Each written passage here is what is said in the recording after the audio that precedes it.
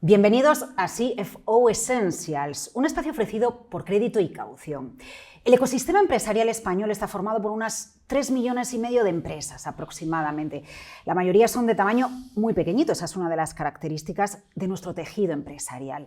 Pero más allá de que estemos al frente de una empresa micropyme, de una multinacional o de una mediana empresa, siempre tenemos el mismo objetivo: cuadrar los números, que nos salgan las cuentas. De hecho, cuando arranca el año establecemos una estrategia pues en base a los periodos medios de cobro, establecemos escenarios de tesorería, de liquidez, de necesidad de financiación, de costes fijos. Bueno, si somos el responsable financiero de una empresa, todo esto lo plasmamos en el Excel.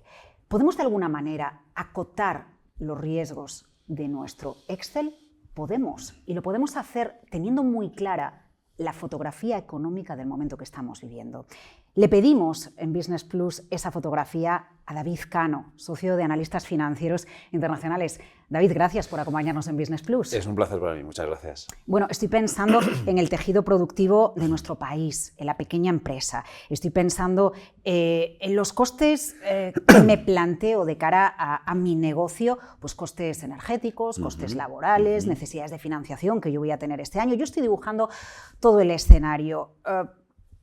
Ese escenario, sí, en cierta medida, depende de un entorno macroeconómico. Eso es. Lo que me lleva a preguntarle, si yo soy una pequeña empresa y en el arranque del año me planteo, bueno, pues voy a invertir en la maquinaria, voy a renovar la maquinaria, por ejemplo, de mi empresa si fabrico, si produzco, o voy a renovar el mobiliario de mi hotel si me dedico al sector servicios hotelero en España. ¿Estoy en un momento adecuado económico para embarcarme, para invertir, para gastar? Porque quizás esta es la manera de entender mejor si el momento económico es bueno o no es bueno, David. Sí, estoy muy de acuerdo, y al final, cuando hacemos un planteamiento de qué vamos a hacer con nuestra empresa, siempre hay que analizar cuál es el entorno macro, porque a alguno le puede parecer muy teórico o muy de economista de universidad o del Banco de España, aquello de la macro, pero al final la macro no es más que el resultado de sumar todo lo micro, y por lo tanto no solo una pequeña empresa condiciona lo que pasa con la macro, sino que la macro condiciona a lo que sucede a la empresa.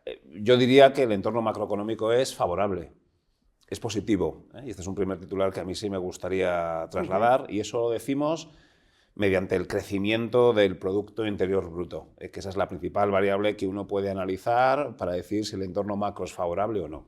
Vale. Y este año la economía mundial pues va a crecer a tasas del orden del 5%, ¿pero es mucho o poco? Bueno, pues es más que la media histórica. Por lo tanto, el primer titular es que el entorno macro es favorable, y eso está avalado por una previsión de un crecimiento del PIB mundial que está por encima de la media de los últimos años. Y además, con otro elemento favorable, y es que es muy uniforme por bloques. Es decir, este año casi todas las economías van a estar creciendo a esas tasas, del orden del 5%. Estados Unidos, China, Europa, España. Por lo tanto, entorno macro favorable y además muy distribuido de forma, o muy igual, por así decirlo, entre los distintos países. Bueno, lo único que podría generar otro COVID, como tuvimos hace 2 años, ¿no? Un cisne negro, algo que de repente trastoque todo el escenario con el que estamos trabajando, el entorno macro, que es el resultado de lo que va pasando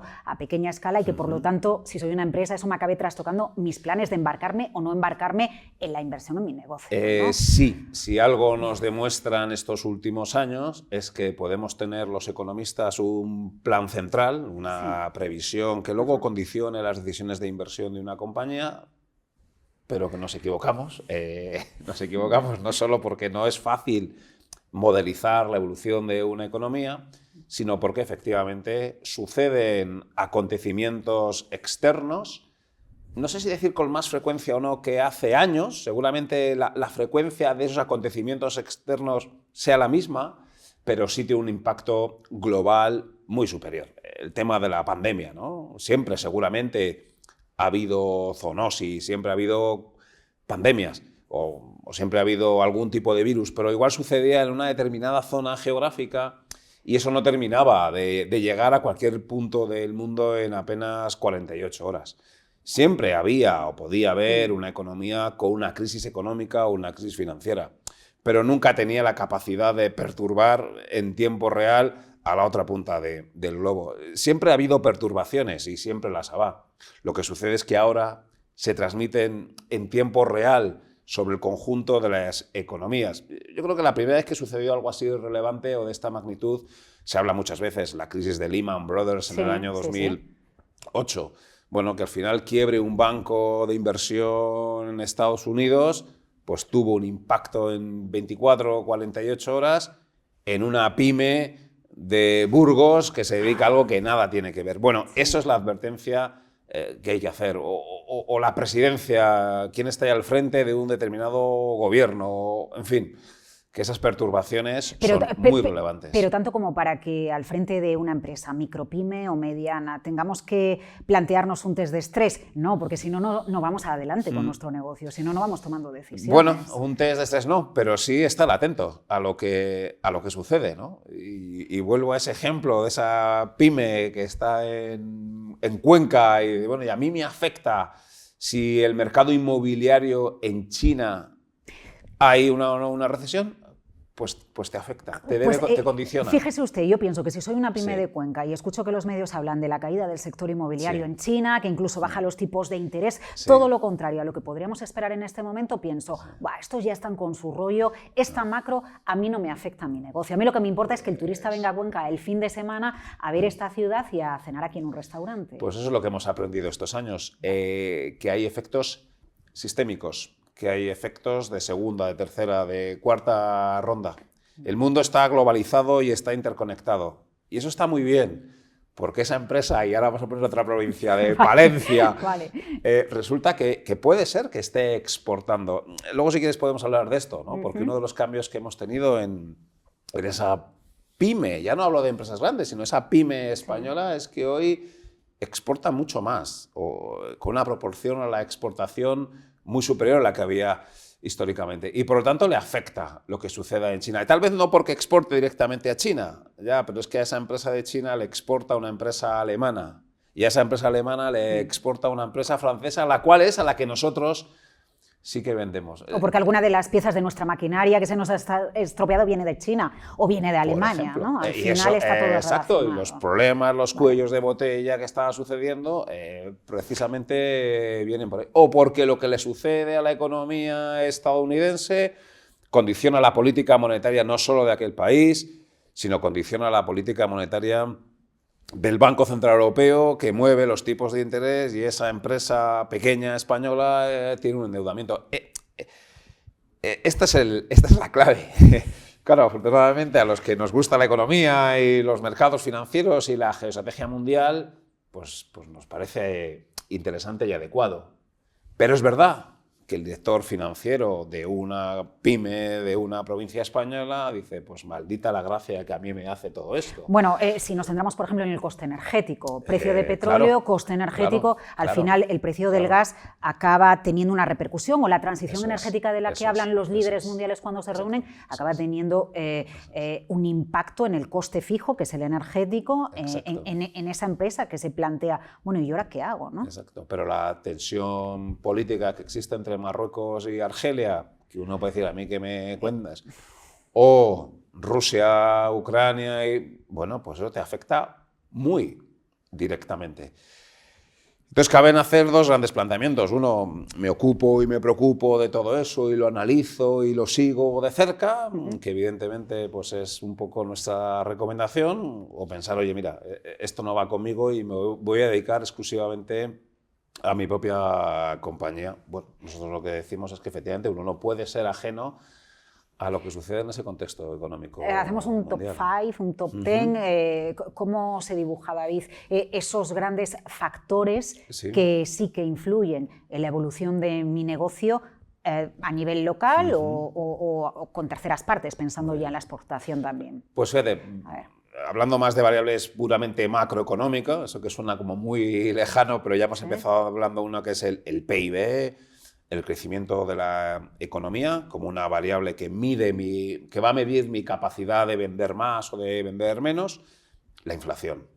La inflación es ese crecimiento de los precios, de los bienes, y de los servicios también, ¿eh? Luego, si quieres, podemos entrar un poquito más en detalle. De la inflación hemos hablado muy poco en la última década, porque la inflación ha sido muy baja, era una variable macroeconómica, como digo, estaba ahí como controlada, pero mira, fue llegar el COVID y ha provocado que se haya abierto la caja de los truenos y que de repente, ¡pum!, aparezca la inflación. Y vuelvo otra vez, la inflación no solo es importante porque va a permitirme a mí como empresa subir el precio de los productos que yo vendo, también es importante porque tal vez yo tengo que subir el salario de mis empleados, pero tal vez me venga muy mal en el sentido de que ha habido inflación, pero yo no he sido capaz de subir el precio de venta de mis productos. Yo no tengo lo que se llama el pricing power, yo no tengo capacidad de incrementar los precios de mis bienes, pero sin embargo tengo que incrementar los salarios de mis empleados. Bueno, pues eso ha podido tener un impacto negativo sobre mi cuenta de resultados, pero no solo importa por eso la inflación, sino que también importa por la potencial reacción del Banco Central, que si sube los tipos de interés porque hay inflación, pues mi coste financiero también se me va a incrementar. Y luego hay otra que tiene que ver con las finanzas públicas, que tiene que ver con el déficit público, que tiene que ver con la deuda pública de los gobiernos.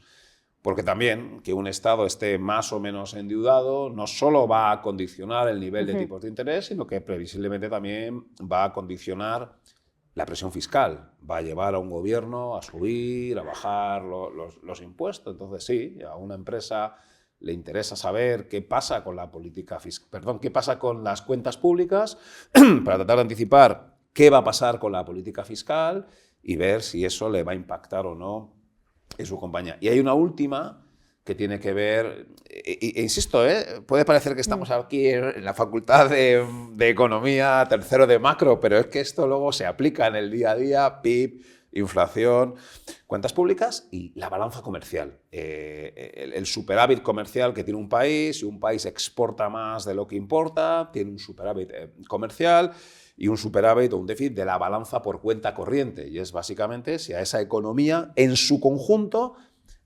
entra dinero o el dinero sale. Cuando un país tiene déficit, un país en su conjunto tiene déficit en la balanza por cuenta corriente, es que está, ya sé que esto no gusta que lo digamos, pero está viviendo por encima de sus posibilidades. Y es lo que le pasaba, por ejemplo, a la economía española entre el 2003 y el 2012. Teníamos un déficit por cuenta corriente. La economía en su conjunto vuelvo otra vez, la suma de todos los agentes. Cada pequeña pyme, cada pequeña familia, él podía tener su pequeño o elevado déficit por cuenta corriente y todo eso sumado es el déficit por cuenta corriente de la economía española. Bien, pues la economía española en el año 2006 necesitaba 100.000 millones de euros desde el exterior. Nos lo tenían que financiar y nos lo financiaban. Pero eso es un punto de vulnerabilidad. Es como si una empresa necesita tener financiación todos los años. Mientras te presten el dinero no hay ningún problema. Pero ¿qué pasa si un día, por lo que sea, qué pasa si un día hay una quiebra de Lehman Brothers, los inversores dejan de prestar? Pues que aquellas economías que necesitábamos esos 100.000 millones de euros, de repente salta todo por los aires, ¿no? Y yo no puedo seguir adelante con mi negocio, ¿no? Y era un punto de vulnerabilidad de la economía española. Fijaos como una cosa tan teórica y tan macro, España tenía déficit por cuenta corriente. Bien, pues eso era un punto de vulnerabilidad de nuestra economía que se materializó ante la quiebra de Lehman Brothers y el cierre de los mercados. Y hoy España, aunque nos ha costado PIB, nos ha costado empleo, hoy tenemos superávit en la balanza por cuenta corriente, no solo España, también la tiene Italia, también la tiene Grecia. Bueno, pues de nuevo, una variable macroeconómica, el déficit por cuenta corriente, que una economía como la española ha conseguido cambiar el signo. Lo hemos conseguido porque España exportamos mucho más gracias a esas empresas. La gran transformación de la economía española es que hace 25 años en España el tejido empresarial era muy poco exportador y hoy las exportaciones suponen el 30 y pico % de nuestro Producto Interior Bruto. El porcentaje del PIB, de esa cosa tan teórica que es el PIB, pero que al final es la suma, claro, el porcentaje de exportaciones en nuestro PIB es mayor que en la media mundial. Es decir, una de las vías de ajuste que ha tenido esta economía, hemos sustituido ladrillo por exportaciones de las empresas. Eso ha permitido que ya no tengamos déficit en la balanza por cuenta corriente. Casi le iba a decir que la faena ha sido que llegara el COVID y tocara tanto un sector como el turismo, ¿no? Claro. que ahora parece que, bueno, pues donde tenemos excesiva dependencia macro, estoy hablando desde el punto de vista macro, correcto, porque, correcto. por supuesto, es un país que se presta por muchos aspectos culturales, gastronómicos y geoestratégicos o geográficos al turismo, pero... Lo que pasa es que es muy buena la pregunta. Cuando en el año 2008 la construcción, voy a hacer números muy redondos, suponía el 20% del PIB, decíamos, oye, cuidado, esto no tiene sentido, porque no tiene sentido que en España construyamos 1 millón de viviendas todos los años. Entonces, eso tarde o temprano se va a acabar y en vez de un 20%, tarde o temprano tendrá que pesar un 8%. Ese debería ser el tamaño de la construcción en España. Y ahí es donde hemos llegado. ¿Tiene sentido que en la economía española el turismo, y de nuevo hago números muy redondos, pese de forma directa o indirecta un 20%? Pues tal vez sí. Pero quiero decir, los atractivos diferenciales que tiene nuestro turismo sobre otros países no es flor de un día. ¿Y por qué no? Van a seguir llegando a nuestro país 84 millones de turistas, que son los que teníamos. Este es el debate que tenemos que tener. Si la caída del turismo es estructural y nunca más van a volver a venir los 84 millones por lo que sea, o vamos a volver. Bueno, nuestra previsión es que vamos a volver. Por eso, dentro de una caída del Producto Interior Bruto hay que distinguir cuánto es coyuntural y cuánto es estructural. ¿Era estructural la caída asociada a la construcción, que la hemos conseguido compensar vía exportaciones? Entendemos que la caída vinculada al turismo es coyuntural y el PIB de España tiene que volver a los niveles pre-COVID, porque el turismo tiene que volver a los niveles pre-COVID. Pero, David, usted dibuja un escenario de variables macroeconómicas que sí que influyen en el empresario de Cuenca o de Palencia, pero si quiere nos vamos a Lugo también. Vale. ¿Alguna de esas variables? Porque al principio usted dibujaba un escenario macro estable y además en conjunto, uniformidad en el hecho de que los países en su conjunto este año van a crecer. Pero ¿alguna de las variables puede saltar por los aires? Me refiero... Inflación es la que quizás nos está preocupando en este arranque de año, más a todos. No sé si los problemas con la cadena de suministro que nos acaban tocando también al tejido empresarial, ya empieza a ver un poco la luz. Muy bien, pues sí. O sea, los riesgos, a este escenario mío favorable, ¿dónde están los riesgos? Bueno, pues hay 2 riesgos. Cuellos de botella. Si esta entrevista la hubiéramos hecho hace un año, no estaríamos hablando de cuellos de botella. ¿Y qué ha pasado? Bueno, pues que la economía mundial en los primeros meses de 2021 creció muy por encima del potencial. La economía mundial en tasa anualizada creció al 8% y, como decía antes, las medias pues, son un 4, un 4,5. Que la economía mundial creciera tanto fue una sorpresa para los economistas, porque no lo anticipamos. Pero tras ese crecimiento del Producto Interior Bruto, que había pues una mayor demanda de todos los agentes, de los consumidores, de las empresas. Por eso creció el PIB, porque realmente había mucha más demanda. E igual que los economistas no supimos anticipar ese fuerte dinamismo de la demanda, pues me temo que las empresas, o algunas empresas, o alguna tipología de empresas tampoco.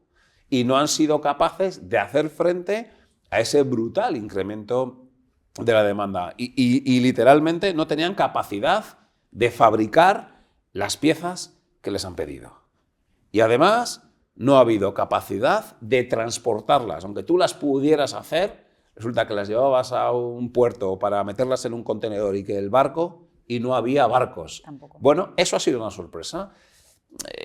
Uno de los puntos es cómo efectivamente sucede que mi actividad en mi pequeña empresa le afecte que en un puerto de China pues no haya contenedores suficientes. Bueno, pues efectivamente, y eso ha sido una de las sorpresas, no sé, diría que negativas. Lo que pasa es que es positiva porque está asociada a un dinamismo del Producto Interior Bruto. Bien. ¿Qué tenemos que discutir ahora? Si esos cuellos de botella, como decía antes con el turismo y la construcción en España, son coyunturales o son estructurales. Vale. Bueno, pues entendemos que son coyunturales. Cosa distinta hubiera sido que en lugar de una pandemia hubiéramos tenido una guerra y hubieran destruido las infraestructuras. Si destruyen las infraestructuras, yo puedo pensar que el problema de suministro pues, va a durar un tiempo largo. En esto consideramos y creemos que es un problema absolutamente coyuntural. De hecho, ya en las últimas semanas ya hemos empezado a ver con indicadores pues que igual antes no utilizábamos, pero ahora estamos siguiéndolos mucho más de cerca, que esos problemas de cuello de botella parece que se están empezando a resolver. Por lo tanto, a tu pregunta, ¿es un factor de riesgo los cuellos de botella? Sí, todavía. Aunque es verdad que tiene pinta de que se puede resolver. Pero los factores de oferta, por así decirlo, la perturbación de la oferta, es algo que nos debe preocupar. Y bueno, me voy al sector de la automoción, uno de los principales en ese PIB que dibujabas al principio. Una pata fundamental es todo el sector de automoción, con la industria auxiliar incluida. Si para una gran fábrica, la industria auxiliar de componentes en buena parte de las provincias españolas se ven afectadas. Es un sector que está directamente pendiente de eso. Y ahí, absolutamente. Y ahí abre un debate muy interesante. Claro, la globalización ha funcionado muy bien. La globalización nos ha permitido abaratar los costes. La globalización nos ha permitido tener muchos más bienes a nuestra disposición. Pero la globalización ha generado dos problemas. Uno, en el que no sé si hoy querrás que entremos, y es si ha generado o no desigualdad de renta, si ha generado desplazamientos de salarios y demás, que es un debate muy interesante, por el cual algunos están muy en contra de la globalización, pero otro que sí que nos ocupa hoy, y es pues que de repente falta el suministro de una pequeña pieza y tu capacidad productiva se esfuma. Y dice, pero espera, toda mi industria de un país resulta que depende de no de sé un cuántas... contenedor que no puede embarcarse ser. en China. Claro, la globalización te provoca unas vulnerabilidades en tu cadena productiva. Y esto es lo que en Europa, y nos ha pasado con las piezas de los coches, pero nos ha pasado con los respiradores.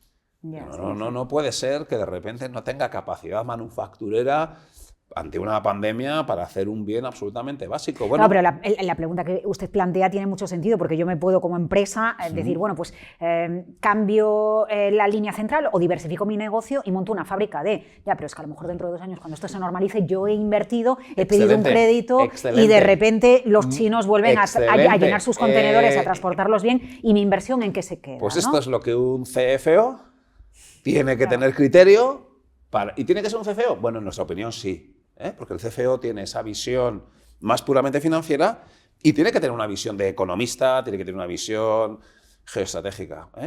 Ya es otro asunto si tienen que ser o no otros miembros de las compañías. En nuestra opinión, este es el criterio que tiene que tener un directivo financiero. Oye, ¿tiene sentido? Oye, este cambio en el mundo, estos pasos atrás en la globalización, ¿van a ser permanentes? Oye, pues que igual sí.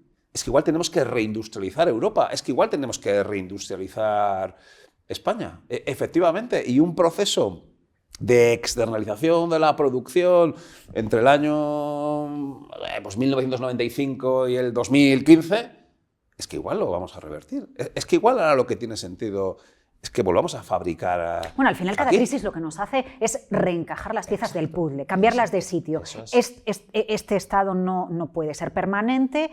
Pasó con el inmobiliario, tenemos que reducir su peso.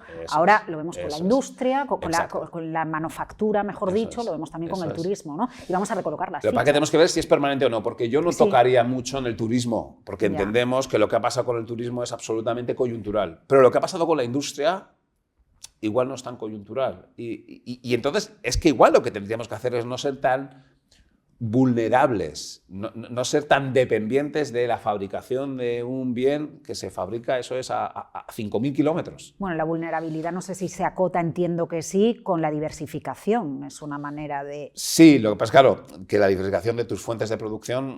Cuesta dinero también, tiene coste. Pues ya lo hago aquí. Ya. Y ahí ya también enlazamos pues con la política económica que tiene que tener un país, o en este caso la Unión Europea. Es que igual tenemos que plantearnos el tener nosotros, el reindustrializar, el volver a algo que es básico, por así decirlo, ¿no? Y tengamos que hacer políticas económicas que lo que incentiven sea volver a hacer tornillos en nuestro país, ¿no? Yo citaba el caso, David, antes del coste energético para explicar la inflación, pero es verdad que el hecho de que las piezas no lleguen, me da igual, o los contenedores no lleguen, hace que la demanda embalsada que ha salido, las ganas de invertir por parte de las empresas y de renovar, bueno, pues hayan supuesto también una presión para los precios. Eso es. La inflación entiendo que también es algo, es un escenario coyuntural. Lo que me preocupa es que esto está ligado al final también con mi coste de financiación, con el hecho de que yo le vaya a ir a pedir al banco, puedo repercutir un poquito, ¿no? En mi margen o jugar con mi margen para repercutir precios o no con el coste laboral. Pero si tengo que pedir financiación y tengo que pagar unos intereses, el escenario me cambia, le cambia al país, ¿no? A su deuda, y me cambia a mí como empresa. Excelente ejemplo, y de repente ha pasado una cosa con una variable macroeconómica que es la inflación. Y de repente la inflación ha subido. Tenemos que analizar, como decía antes, cuánto hay de coyuntural y cuánto hay de permanente. Porque si es muy coyuntural, igual le tenemos que dar poca importancia. Si es muy de permanente, igual hay que darle más importancia. Bueno, pues en el repunte de inflación hay un poco de todo. Hay factores absolutamente coyunturales. Es decir, que la tasa de inflación haya pasado del 1,5, del 0,5 al 6 o al 7, detrás, ¿qué hay? Hay efectos coyunturales. Hay el efecto coyuntural de que el petróleo se ha disparado, de los cuellos de botella, de un aumento de la demanda, bla, bla.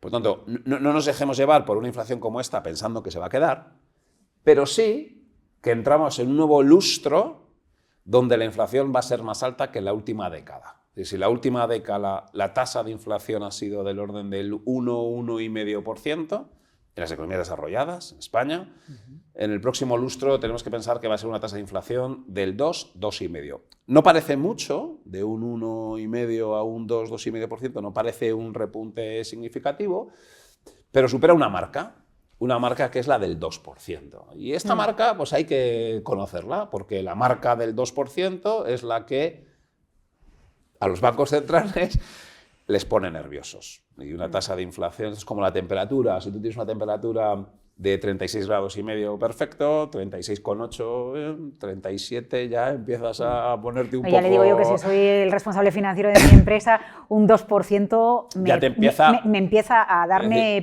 problemas de sueño. Exacto. Por lo tanto, ¿qué tiene que hacer un director financiero? Evidentemente, ser consciente de que la inflación ha subido, eso lo sabe todo el mundo. Sí. Analizar desde un punto de vista económico los factores que explican ese repunte de inflación, eso ya empieza a ser un poco más complejo. Vale. 3, coincidir o no con lo que es un poco el consenso que tenemos los economistas, que tiene un componente coyuntural y que por lo tanto la inflación va a ser del 2, en el próximo lustro una inflación más alta que la última década. Y ahora viene la pregunta difícil, bueno, ¿y cómo va a reaccionar el Banco Central Europeo?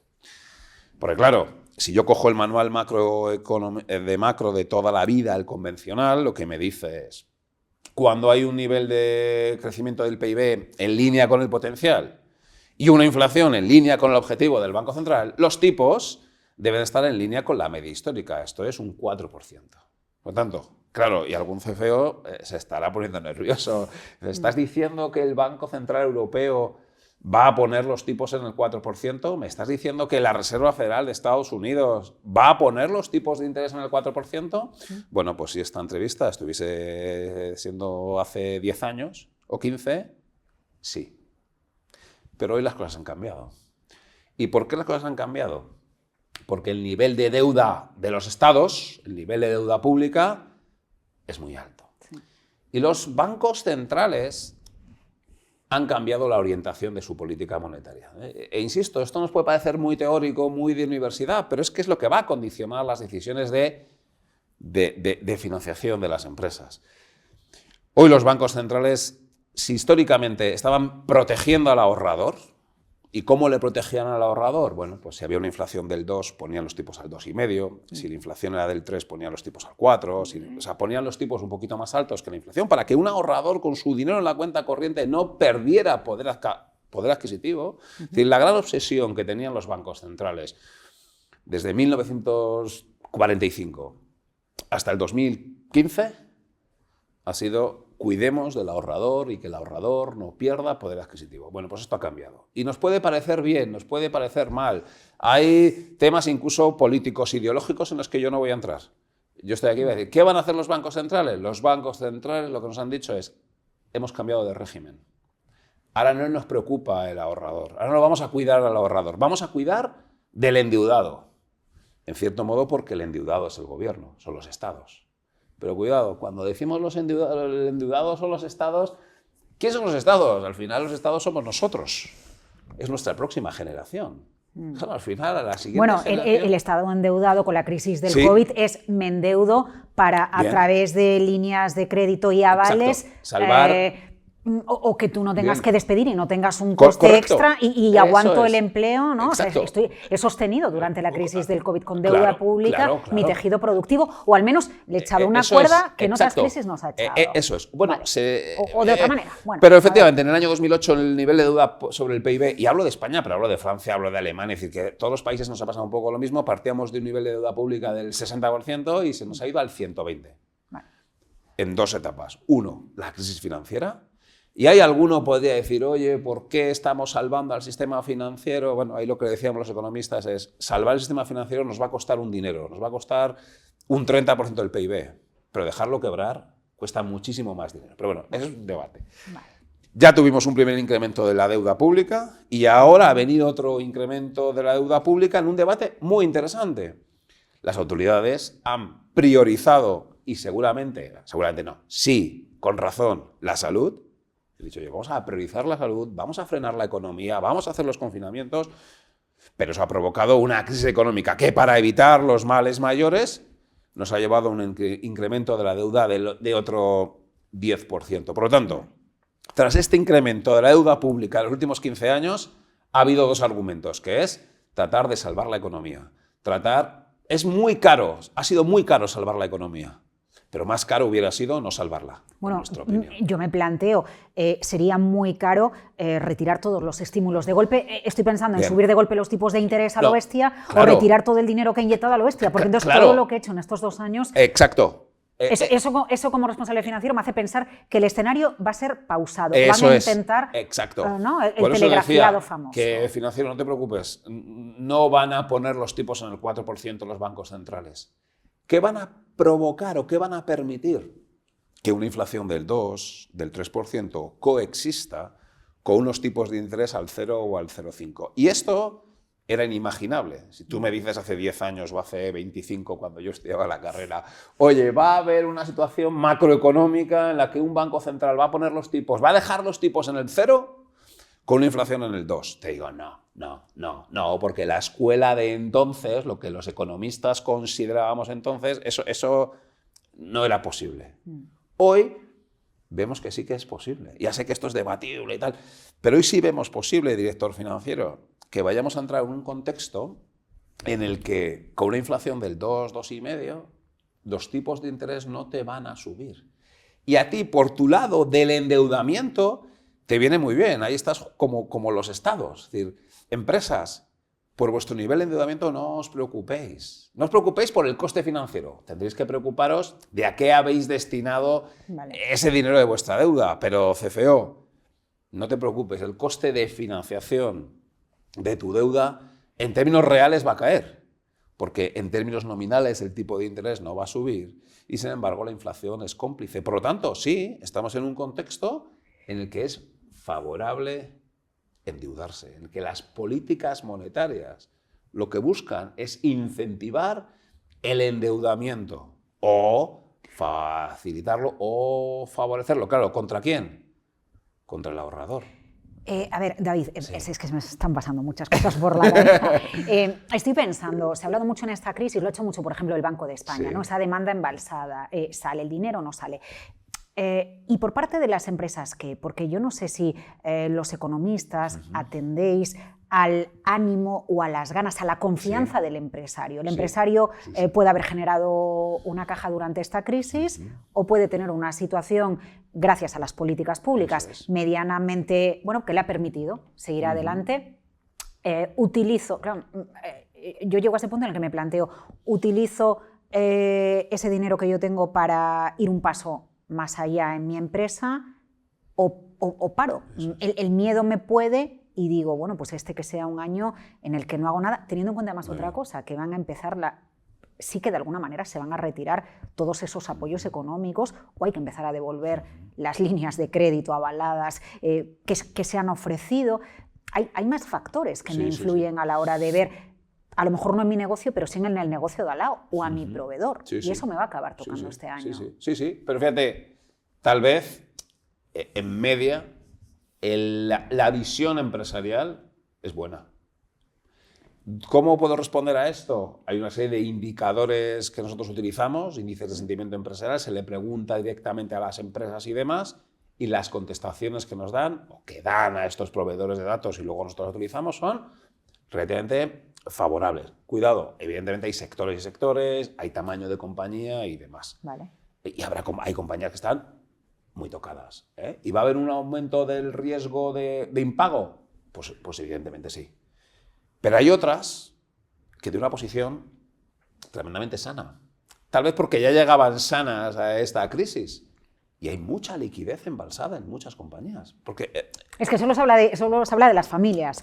Claro, pero también hay muchas empresas que tienen mucha liquidez embalsada y que además por motivo de precaución la tienen ahí. Porque no han pagado dividendo, por si acaso, han ido amortizando deuda poco a poco y hay una liquidez ahí embalsada. Y el planteamiento que se hace es el que tú comentabas al principio. Bueno, ¿y qué hacemos con esto? Oye, vamos adelante. Invertimos, ampliamos nuestra capacidad productiva en nuestro país. O salgo de mi zona de confort, que puede ser mi provincia, mi comunidad autónoma, crezco. o puede ser irme a otro país, a otra economía.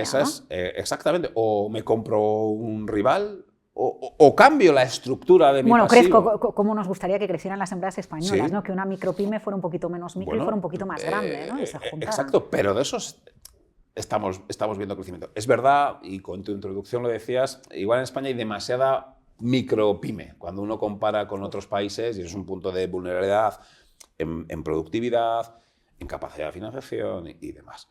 Pero por regresar un poco al punto que tú me decías, y luego podemos hablar de las compañías que pueden tener problemas, y hay compañías con problemas, pero hay un buen grupo de compañías que no tienen ningún problema y que están en una posición muy superavitaria de caja y que tienen mucha tesorería y que se encuentran que esa tesorería ya no les dan nada por ella en el banco.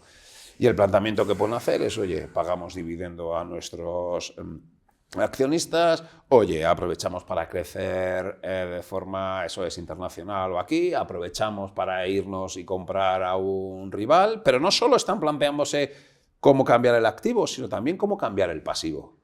Oye, nuestra estructura es fondos propios y una parte de financiación bancaria. ¿Tiene sentido que sustituyamos la financiación bancaria por apelación al mercado de capitales? Y tiene sentido que hay nuevos agentes, hay fondos de direct lending, que son fondos que te prestan a ti directamente empresa. Se está sustituyendo los recursos ajenos, la financiación ajena, por financiación con fondos de direct lending. No sé si es la primera vez que algunos de los CFOs estén escuchando la palabra direct lending. Bueno, pues claro, hoy traigo un montón de deberes para los directores financieros que tienen que saber de todo. Bueno, pues también tienen que saber qué es un direct lending, porque es otra fuente de financiación alternativa. Son fondos de inversión que te prestan y además te prestan... Y están deseando encontrar negocios donde se ha visto o hay un éxito evidente ya y de lo que se trata es de escalarlo. Absolutamente. Y además son financiación bullet, es decir, no es amortizing, no en cada cuota tienes que amortizar una parte del principal, sino que todo el principal lo amortizas al vencimiento. Pero también muchas empresas están planteándose, ¿y por qué no damos entrada a un fondo de capital riesgo en nuestro capital? Y dices, espera, los fondos de capital riesgo no son esos fondos que vienen aquí a fastidiarnos. No, cuidado. Eso puede haber algunos fondos de capital riesgo o históricamente. Esto también está cambiando mucho.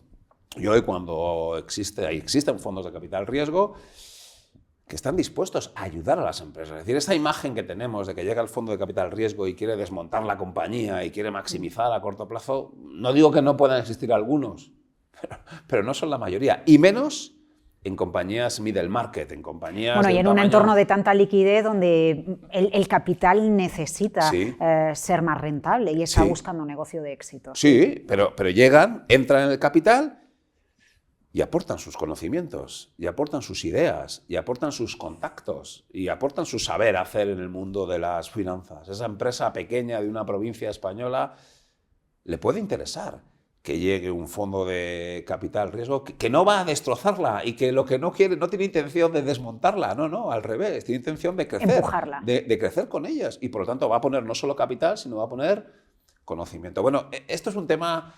A mí me parece súper apasionante y es una gran noticia de la economía española. Pero incipiente en España, exacto. En los últimos 3 o 4 años. Está habiendo un cambio. O sea, Cuando uno mira la economía española hace 20 años y la ve hoy, ¿habrá cosas que han ido a mal? Pues seguramente, pero hay cosas que han ido a súper bien. Y una de ellas es nuestra pyme, nuestro tejido empresarial mediano, con una capacidad de exportación, con una estructura del activo y el pasivo absolutamente diferencial, dando entrada a inversores en el capital, dando entrada a financiación alternativa, también planteándose otro asunto bien relevante, el tamaño óptimo del activo. Pero claro, igual antiguamente queríamos tener un activo muy grande y teníamos todo en posesión. Espera, es que igual ya no tengo que tener nada en posesión, es que lo puedo alquilar absolutamente todo. Entonces que igual la estrategia es que mi activo sea mucho más pequeño y sea mucho más flexible. Bueno, al final eso, es flexible, era la palabra que utilizaba. Flexible. ¿No? Y déjame otro punto que me parece súper interesante y que nosotros estamos viendo en estas pymes, ¿no? Sobre todo familiares. Bueno, está llegando la siguiente generación, o la tercera generación. Y esa tercera generación, ya que hay un punto que es muy relevante y nosotros también lo estamos viendo mucho. A ver, me quiero expresar bien para que no se me malinterprete, ¿no? Pudiera suceder que en otras épocas del tiempo tienes una empresa, has montado, tienes hijos, 3 hijos o lo que sea, y los más listos se te iban a hacer una oposición y querían ser notarios y no sé qué, y un poco el menos tal se quedaba en la empresa. Bueno, esto ha cambiado ahora de forma radical. Y ahora los listos, los hijos listos, los que quieren quedarse en la empresa. Quieren trabajar en la empresa de su padre. Claro, muchos dicen, oye, yo quiero montar una startup. Antes, cuando nosotros estudiábamos, queríamos ser funcionarios y montar una startup. No, hoy queremos montar startups. Hoy los chavales de 25 años quieren montar startups. Y muchos están planteando, espera, si es que ya la tengo. Si es que ya tengo la empresa de mi padre. Y el talento se está quedando en la empresa familiar. Y esto es algo que se está generalizando en la empresa española. La empresa española se está profesionalizando en el activo, en el pasivo. Se profesionaliza con los riesgos también a la hora de decir, bueno, me voy fuera, tengo que saber que irme a un tercer país me puede acarrear unos riesgos, es mejor que si tengo una posición adecuada financiera, pues que tape todas las posibles incertidumbres que me pueden llegar, porque vale, yo me voy a exportar, David, tú decías antes, algo que ha cambiado en la pyme española es que se ha ido fuera, bueno, pero algunos casos de exportación o de negocios con terceros habrán ido mal también. Sí, efectivamente. La internacionalización, el crecimiento, este contexto VUCA, ¿no? Vulnerable, volátil, incierto, complejo, ambiguo, provoca que una misma compañía tenga muchos más riesgos. Estoy muy de acuerdo, ¿eh? Y de esto de lo que estamos hablando más de riesgos económicos y geoestratégicos, pero una compañía tiene cada vez más riesgos. Bien, pero cada vez hay más formas de cubrir esos riesgos. Y esa es nuestra recomendación. Nuestra recomendación es, empresa, tú ya por tu propia actividad tienes un riesgo de tus proveedores, tienes un riesgo de tus competidores, de que tu producto se quede obsoleto rápidamente y además tienes riesgo de tipo de cambio y además tienes riesgo de tipo de interés y además tienes riesgo de que tus clientes te paguen. ¡Wow! Tienes una lista de riesgos brutales. Lo que te proponemos es cuantifícalos, modelízalos, mira a ver, intenta medir el impacto de qué pasa si este riesgo se me materializa y todos aquellos riesgos que puedas cubrir, cúbrelos. Pero aquí también, a veces tenemos la percepción que cubrir un riesgo financiero con un derivado o cubrir un riesgo económico con un seguro es súper caro. No sé si será caro o no. Desde luego es mucho más caro si no lo cubres y ese riesgo se materializa. Las consecuencias, el impacto que puede tener. Absolutamente. ¿No? Y la probabilidad que suceda, yo soy más experto en riesgos financieros, no tanto en riesgo de crédito, ¿no? Pero la probabilidad de que el dólar se te deprecie un 15% en un año, esa probabilidad es superior al 50%. Entonces, claro, tal vez tú estabas exportando y cobras en dólares y el dólar se te deprecia un 15% y resulta que pierdes tu margen comercial. Bueno, es que cubrir el riesgo de tipo de cambio dólar-euro igual te está costando un 2%. Vale, yo asumo un pago del 2% ya, pero es que me estoy quitando un riesgo de una potencial depreciación. Estos 2 años o 3 años ya, no sé cuántos, nos están demostrando que esos escenarios cisnes negros, decías al principio, ¿no? De cosas muy poco, al final suceden. Y cuando suceden, si no te han pillado con una posición buena o con coberturas, luego te arrepientes, ¿no? Bueno, pues director financiero, sí, otro cometido más que te vamos a poner. No solo medir los riesgos, no solo identificar los riesgos que tienes, tratar de cuantificarlos y, sobre todo, buscar aquellos instrumentos que te permitan cubrirlos, porque son mucho más baratos de lo que la intuición nos dice y son mucho más eficaces de lo que la intuición nos dice. Yo lo que creo es que esta entrevista se convierte en un instrumento para que los responsables financieros entiendan dónde estamos y que con esa hoja de Excel que yo citaba al principio, bueno, pues puedan tener un poco más claro qué decisiones tomar a lo largo de este año 2022. David Cano, desde Analistas Financieros Internacionales, gracias por acompañarnos en Business Plus y sí, gracias por esta clase magistral que usted nos ha dado para los responsables financieros. Hasta la próxima. Hasta la próxima, un placer.